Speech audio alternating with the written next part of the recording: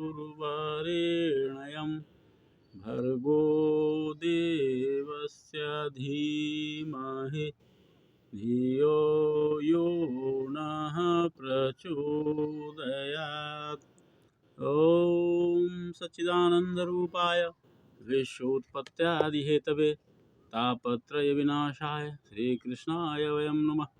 वासुदेवसुतं देवं कंसचाणूरमर्दनं देवकी परमानन्दं कृष्णं वन्दे जगद्गुरुं। वंशी विभूषितकरान्नवनीरदाभात् पीताम्बरादरुणबिम्बफलाधरोष्ठात् पूर्णेन्दुसुन्दरमुखादरविन्दनेत्रात् कृष्णात् परं किमपि तत्त्वमहं न जाने।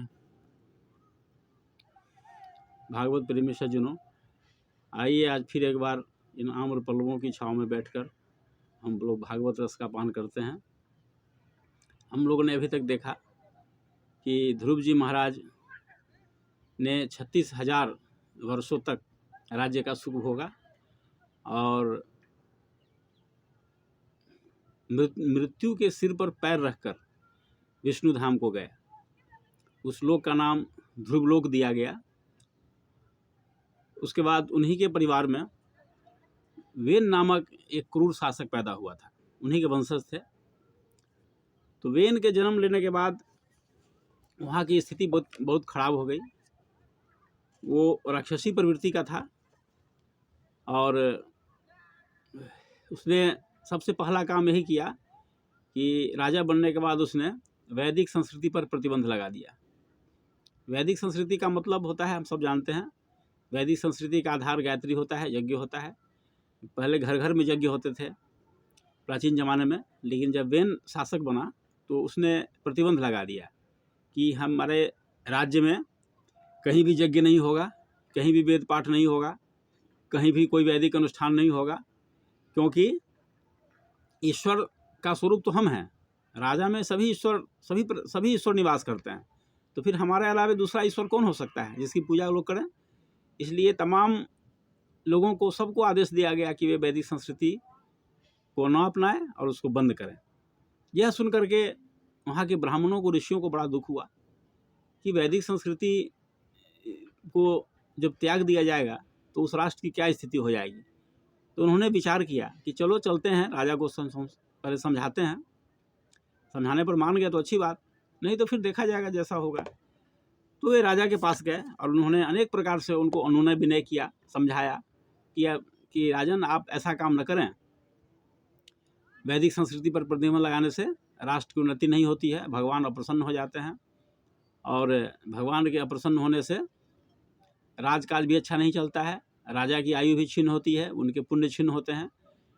उन्होंने बड़े अच्छे ढंग से समझाया कि यस्य राष्ट्रे पुरे चैव भगवान यज्ञ पुरुष ईजते स्वेन धर्मेण जनैः वर्णाश्रमान्विता तस्य राज्ञो महाभाग भगवान भूत भावन परितुष्यति विश्वात्मा तिष्ठतो निज शासने तस्मिन् संतुष्टे किमप्राप्यम जगतामीश्वरेश्वरे लोकासपाला वै तस्मै हरन्ति बलिमाद्रतः।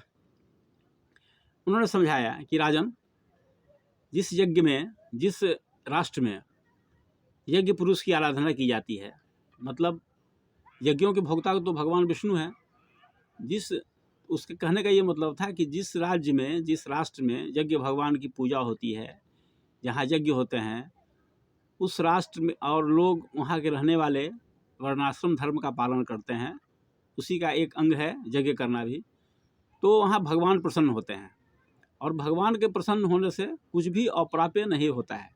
तस्मिन् संतुष्टे किम अप्राप्यम, जब भगवान संतुष्ट हो जाए तो फिर ऐसा क्या है कि प्राप्त नहीं हो सकता है, सब कुछ प्राप्त किया जा सकता है।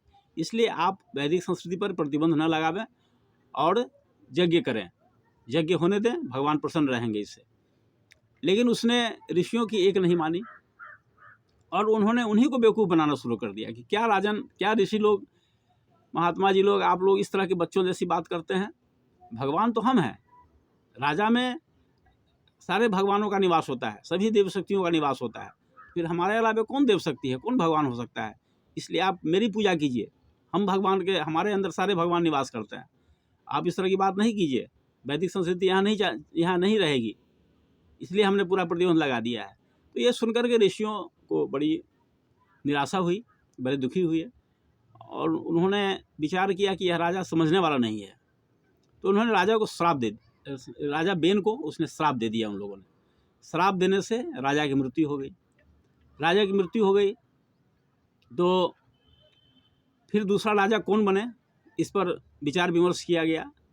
और उस ज़माने का एक बहुत ही उन्नत किस्म का विज्ञान था उस ज़माने में, जिसे आज हम लोग भाषा में बायोलॉजी बोलते हैं, या इस तरह के जो शोध होते हैं, अनेक प्रकार के जो शोध होते हैं, और शोध के दौरान जो प्रक्रिया होता है उसी को मंथन, शास्त्रीय भाषा में मंथन कहा जाता है। तो राजा बेन के जंग का मंथन किया गया। उस मंथन करने से निषाद की उत्पत्ति हुई। उसके बाद फिर उन्होंने दाहिनी भुजा का मंथन किया। दाहिनी भुजा के मंथन करने से राजा पृथु का जन्म हुआ। उस मंथन से, इसी को मंथन कहा जाता है शास्त्रीय भाषा में। तो उनके दाहिने भुजा के मंथन से राजा पृथु का जन्म हुआ। ये राजा पृथु बहुत ही भगवान के भक्त थे और उन्होंने अपने जीवन में अनेक प्रकार के यज्ञ किए। 100 उन्होंने संकल्प लिया था कि 100 अश्वमेध यज्ञ करेंगे। और उन्होंने कुछ ऐसा काम किया उस ज़माने में जो आज तक याद किया जाता है। उन्होंने ही पहली बार पृथ्वी को समतल बनाया था और उन्हीं पृथु राजा के कारण धरती को पृथ्वी नाम दिया गया। ये दो बड़े विशेष बातें हैं जो हम लोगों को जानना चाहिए। उससे पहले पृथ्वी शब्द नहीं था और धरती भी समतल नहीं थी। तो राजा पृथु के नाम पर पृथ्वी कहा गया और उन्होंने ही पहली बार धरती को समतल किया। तो उनके राज्य में अन्न की बड़ी कमी थी, अन्न की और औषधि की बहुत ज़्यादा कमी थी। तो एक बार गाय, उनके समय में एक बार गाय का रूप पकड़ के धरती वहाँ आई। तो राजा पृथु ने पूछा कि हमारे राज्य में अन्न और औषधि की इतनी कमी क्यों है। तो उन्होंने कहा, गाय माता ने कहा, जो धरती थी गाय के रूप में, उन्होंने कहा कि अभी बहुत से अनाचारी दुराचारी लोगों ने अन्न और औषधि पर कब्जा कर लिया था, इसलिए हमने उसको अपने अंदर छुपा लिया। तो इस पर राजा बड़े गुस्साए और पृथ्वी को मारने दौड़े। पृथ्वी गाय के रूप में थी, गाय भागी और ये तीर धनुष लेकर के पीछे पड़ गए उसके। बहुत दूर तक पीछा किया। जब गाय थक गई तो राजा पृथ्वी के पास आई और उन्होंने हाथ जोड़कर प्रार्थना किया कि महाराज, हमने केवल दुराचारी लोगों के कब्जे में अन्न औषधि न रहे, इसलिए उसको हमने अपने अंदर छुपा लिया है। आप चाहें तो दूध के रूप में उसको दूह सकते हैं। जो आप चाहिएगा आपको मिलेगा। कि आप पात्र और दूहने वाला, ये दो चीज़ की व्यवस्था कीजिए, हम अपने दूध के द्वारा सब आपूर्ति कर देंगे। अब देखिए कितनी बड़ी बात है। बिना पात्र का, ये क्या कहना था उनका कि पात्र, गाय माता कही कि पात्र की व्यवस्था कीजिए, माने बिना पात्र का कुछ मिलने वाला नहीं है। बिना पात्रता बढ़ाए हम लोगों को भी नहीं कुछ मिलेगा। हम लोग केवल इंद्रियों से पूजा करते हैं भगवान की, पात्रता नहीं बढ़ाते हैं, इंद्रियों की पूजा करते हैं। मन कहीं और है, तन कहीं और है। तो पूजन प्रक्रिया में कहा जाता है कि आपको लाभ तभी मिलेगा जब आपका मन पूजा के साथ हो। अगर आप हाथ से, मुंह से बोलकर पूजा कर रहे हैं, हाथ से अपना अक्षत छिड़क रहे हैं, या इसी को इंद्रियों की पूजा कही जाती है, तो इंद्रियों के माध्यम से जब पूजा करते हैं तो उसका लाभ नहीं मिलता है जब तक उसके साथ आपका मन नहीं जुड़ा हुआ। तो उन्होंने, और इससे पात्रता का विकास होता है। तो बिना पात्रता का विकास किए इंद्रियों के माध्यम से पूजा करने का लाभ नहीं होता है। तो उन्होंने कहा कि महाराज, आप पात्र की व्यवस्था कीजिए और दूहने वाले की व्यवस्था कीजिए, फिर हम सब कुछ आपको देंगे, आप इसकी चिंता मत कीजिए। तो राजा पृथु बड़े संतुष्ट हुए और उन्होंने स्वयंभुव मनु को बछड़ा बनाया और